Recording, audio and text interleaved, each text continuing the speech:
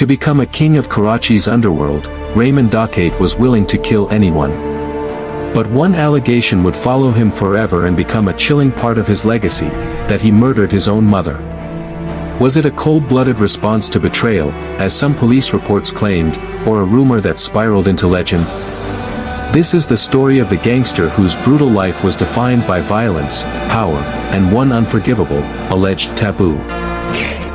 Before it was a war zone, Karachi's Lyari neighborhood was known for culture, football, and music. But by the time Abdul Rehman Baloch was born, reportedly in the mid-1970s, crime was becoming a birthright. His own father was a figure in the local drug trade, locked in brutal turf wars. For Rehman, violence wasn't a choice, it was the air he breathed. His descent into crime was swift. At just 13, he allegedly had a man stabbed over a dispute about firecrackers. A few years later, he was killing rival drug dealers. His family was caught in a bloody conflict with other gangs, and after an uncle was murdered, Rehman joined the gang of a man named Haji Lalu, a key figure who would mentor him in the ways of the underworld. The boy was gone, and a gangster was being forged in the fires of Lyari. Rehman's ambition was limitless. After his mentor Haji Lalu was arrested in 2001, he didn't just step into his shoes, he seized control of the entire operation. He expanded his empire into extortion, kidnapping, and arms trafficking, holding Lyari in a chokehold for nearly a decade.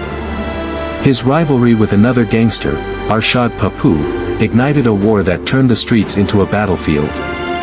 The violence was so extreme that estimates suggest the broader Lyari gang wars of that era left over 3,500 people dead. Dark legends from that time, like gangs playing football with the heads of their rivals, speak to the sheer horror of the conflict, even if they can't be proven. In 1995, Rehman was arrested on weapons and drug charges and spent about 2.5 years in jail before escaping while being transported to court. He fled to the province of Balochistan to regroup. By his early 20s, he was back and more powerful than ever. He had amassed immense wealth, owned properties in Pakistan and reportedly even Iran, and took 3 wives, fathering 13 children. He was no longer just a gangster, he was the Dark Emperor of Lyari. What truly cemented Rehman's terrifying reputation was an event that allegedly took place in 1995, not long after his escape from custody. This is the core of his monstrous legend, the claim that Rehman Dakait murdered his own mother, Khadija Bibi. The exact details are shrouded in rumor and police reports. The most consistent story alleges that he killed her because he believed she had become a police informant. Whether he shot her or strangled her, the act was unforgivable and became a defining part of his notoriety. While never proven in court, this chilling allegation, which he reportedly confessed to police himself, has become inseparable from his name. After establishing a reputation for pure ruthlessness, Rehman began to cultivate a different image. To many people in Lyari, he wasn't just a monster, he was seen as a protector and a provider of social services.